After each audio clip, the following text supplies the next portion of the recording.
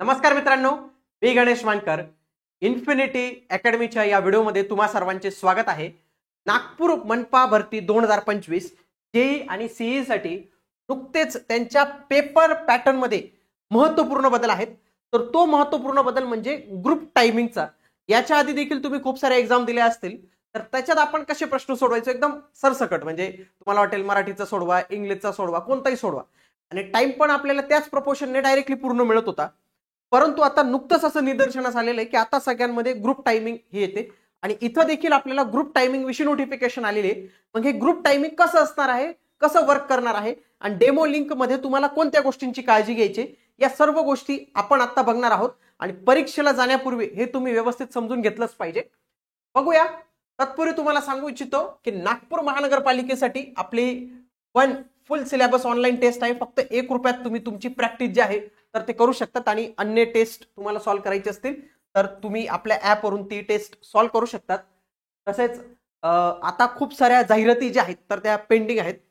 जशी एनएमसीची ही आहे तसेच नाशिक एनएमसी पण आहे, तर त्याचं पण नाव एनएमसीच असेल, तर त्याची पण जाहिरात लवकरच येणार आहे. आणि नाशिकमध्ये जर तुम्ही असाल आणि नाशिकमधून जर तयारी करत असाल तर येत्या 23 मार्चला आपला सेमिनार असणार आहे. या सेमिनारला तुम्ही नक्की भेट जी आहे तर ती दिलीच पाहिजे. आणि लवकरच आपण 27 मार्च पासून ऑफलाईन पद्धतीने नाशिकमध्ये देखील बॅच सुरू करत आहोत सर्व इंजिनिअरिंग सिव्हिल इंजिनिअरिंगच्या एक्झामसाठी. बघूया काय नोटिफिकेशन मध्ये म्हटलेले बघा. Introduction of mandatory time bound sections in MCQ base examination. म्हणजे त्यांनी काय केलेलं आहे, टाइम बाउंड. हे टाइम बाउंड कसं असणार आहे तर ते आपण पाहणार आहोत. बघा, नागपूर महानगरपालिका भरतीमध्ये मॅन्डेटरी टाइम बाउंड सेक्शन्स त्यांनी केलेलं आहे सर्व सेक्शनसाठी, जे काही एमसीक्यू आधारित प्रश्न आहेत त्यांच्यासाठी. तर त्याच्यामध्ये त्यांनी काय केलेले बघा, 4 टाइम बाउंड सेक्शन असणार आहे. 4 कोणते? A B C D. मग तुम्हाला वाटेल की फक्त एबीसीडी मध्ये डिवाइड केलं असेल, मग मराठीचं वेगळं असेल, इंग्लिशचं वेगळं असेल, तसं नाही. त्याच्यामध्ये त्यांनी मिक्स पॅटर्न ठेवलेला आहे. मग प्रत्येक या एच्या सेक्शन मध्ये किती प्रश्न असतील? 25 प्रश्न. बीच्या सेक्शन मध्ये त्यांनी म्हटले बघा 25 प्रश्न, 30 मिनिटं याच्यासाठी अलॉट केले जाते. बघा, प्रश्न असतील 25 आणि वेळ असेल 30 मिनिटं. मग हे 30 मिनिटं झाल्यानंतर तुम्ही बी वर जायचं, बी झाल्यानंतर सी वर जायचं आणि सी झाल्यावर डी वर जायचं. मग एकदा तुम्ही 30 मिनिटं झाल्यावर बी ला गेले तर ए ला येऊ शकत नाही. ही एक महत्वपूर्ण अट जी आहे तर तीच असते. After completion of its allotment time, की तुम्ही परत येऊ शकत नाही, परत तो प्रश्न जे आहे तर ते सोडू शकत नाही. अशा पद्धतीने यांनी इथं माहिती दिलेली आहे. बघा, स्थापत्य अभियंता सहाय्यक, तर या पदासाठी आपण पाहूया की याचा ग्रुप टायमिंग कसा असणार आहे. बघा, group A, group B, group C, group D, 4 group असणार आहेत. प्रत्येक ग्रुपमध्ये किती प्रश्न असणार आहेत? बघा, 25 25 25 25.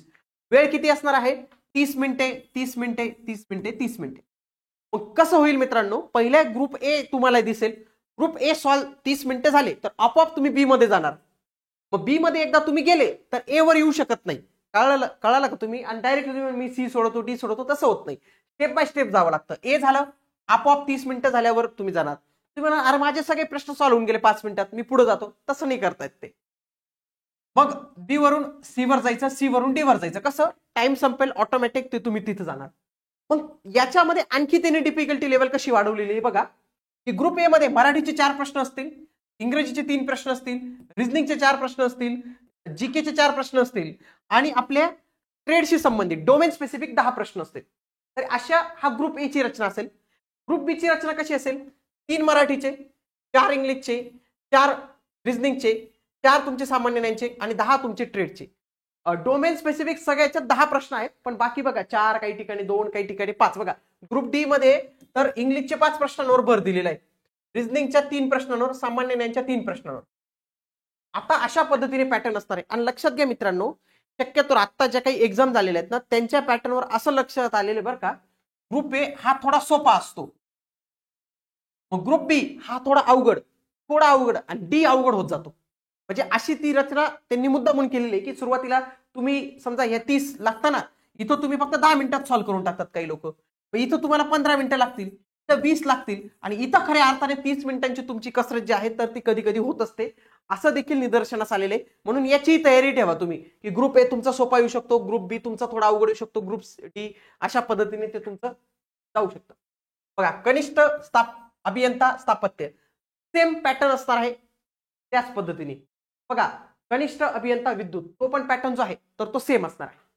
आता जर आपण याच्या वेबसाईट्सवर जर गेलो, बघा ही आपली नागपूर महानगरपालिकेची रिक्रुटमेंटची वेबसाईट आहे. तर यांनी इथे ना डेमो लिंक दिलेली, त्या डेमो लिंक मधून आपण बघणार आहोत की कशा पद्धतीने हे टाइमर असतं. इथं तुम्हाला काही करायचं नाही आहे, साइन इन म्हणायचंय. साइन इन म्हटल्यावर इथं वेगवेगळ्या गोष्टी दिसतात की जसं बघा हे तुम्ही क्वेश्चनला व्हिजिट केलं नसेल तर अशा पद्धतीने ग्रे कलर मध्ये होईल. पुढे जर क्वेश्चनला तुम्ही आन्सरच केलेलं नाही आहे, टिक केली, आन्सर नाही केलं, ज्या क्वेश्चनवर असतात त्या क्वेश्चनला हे ऑरेंज होऊन लागतं, ज्याचं आन्सर दिले त्याचं ग्रीन होऊन जातं. पुढे आन्सर नाही दिलेले पण रिव्ह्यू साठी मार्क केलेले आहे तर हे 4 येऊन लागतं. हे अशा पद्धतीने तुम्हाला येतील. पुन्हा इथं तुम्हाला डिफॉल्ट लँग्वेज निवडायची आहे. काही इंग्लिश निवडू शकतात, काही मराठी निवडू शकतात, पण तुम्ही बिटवीन द एक्झाम भाषा चेंज करू शकतात, त्याला काही प्रॉब्लेम येत नाही. समजा मी इथं इंग्लिशमध्ये ठेवली, टिक केलं आणि I am ready to begin, म्हणजे अशा पद्धतीने तुमची एक्झाम सुरू होईल. मग इथं बघा तुम्ही इथं बघितलं का तुमचे 4 सेक्शन आलेले बघा, group A, group B, group C, group D आपण सांगितल्याप्रमाणे. पुन्हा त्याच्यात तुम्ही बघा मराठीचे प्रश्न तुमचे, बघा मराठीचे प्रश्न, इंग्लिशचे प्रश्न, तुमचे रिझनिंगचे प्रश्न, जीकेचे प्रश्न आणि तुमचे डोमेन स्पेसिफिक अशाच पद्धतीने प्रत्येक सेक्शनला असेल मित्रांनो. अशाच पद्धतीने मी बी वर जर गेले तर असंच असेल, सी वर गेले, डी वर गेले. आता मी बी सी वर का जात नाही, कारण की हा टाइमर माझा चालू आहे इथं 30 मिनिटांचा. जेव्हा माझे हे 30 मिनिटं पूर्ण होतील ना तेव्हाच मी कुठं जाऊ शकतो, बी ला जाऊ शकतो. पुन्हा टाइमर लागेल 30 मिनिटांचा, जेव्हा हे पुन्हा 30 मिनिटं पूर्ण होतील तेव्हा मी सी ला जाऊ शकतो. आणि लक्षात घ्या एकदा का मी बी ला गेलो तर मला ए मधील एखाद्या प्रश्नाचं उत्तर नंतर आठवलं फॉर्म्युला आणि मी म्हणलं अरे चला मी पुढे जाऊ, तसं करता येत नाही मित्रांनो. एकदा तुम्ही पुढे गेलं तर माघार नाही आहे इथं. तर या युद्धात माघार नाही, एकदा पुढे गेलं तर पुढचाच रस्ता आहे, हा वन वेच आहे डायरेक्टली पूर्णपणे. ओके, तर अशा पद्धतीने प्रश्न बघा इथं या प्रश्नावर आहे म्हणून ते अशा पद्धतीने कलरिंग मध्ये येतं. पुढं 4 नंबरला गेलो तर मी ही 4 नंबरला, हा 1 नंबरला हा ऑरेंज होऊन गेला, म्हणजे काय मी बघितला प्रश्न पण सॉल्व्ह नाही केला. पण जर मी हा 1 नंबरचा प्रश्न सॉल्व्ह केला आणि इथं मी 7 नेक्स्ट म्हटलं, बघा इथं ग्रीन होऊन गेलं. पुन्हा जर मला वाटतं की हे मी 30 मिनिटाच्या आत नंतर सोडेल, बघा इथं काय होऊन गेलं, ते मार्क अँड रिव्ह्यू होऊन गेलं, म्हणजे हे मी नंतर सोडवू शकतो येतं. पण कधी कधी रिझनिंगला काही वेळ लागतो तर आपण ते नंतर करू शकतो. तर अशा पद्धतीने या कलर कोडिंगचा अर्थ असतो. पुन्हा मी इथं इंटेलिजंट टेस्टला गेले, तुम्ही डिफॉल्ट लँग्वेज इंग्लिश सिलेक्ट केलं, ती इंग्लिशमध्ये समजत नाही आहे तर इथं बघा मराठीचं ऑप्शन आहे, तुम्ही मराठी करू शकता. बघा फक्त काही म्हणजे मराठीचं मराठीमध्ये राहील, इंग्लिशचं इंग्लिशमध्ये, ट्रेडचे क्वेश्चन त्यांच्या भाषेत राहतील. जीके आणि इंटेलिजंट टेस्ट यांना मात्र तुम्ही दोन्ही भाषेत जे आहेत तर ते प्रश्न बघू शकतात. अशा पद्धतीने डेमो लिंक असणार आहे.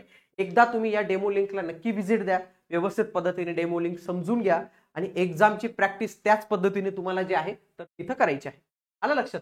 पुन्हा नाशिकमध्ये आपलं 23 तारखेला सेमिनार असणार आहे सायंकाळी 5 वाजता. अधिक माहितीसाठी तुम्ही या दिलेल्या नंबरला कॉल करू शकता, ते तुम्हाला सेमिनार विषयी बॅचेस विषयी संपूर्ण माहिती सांगतील.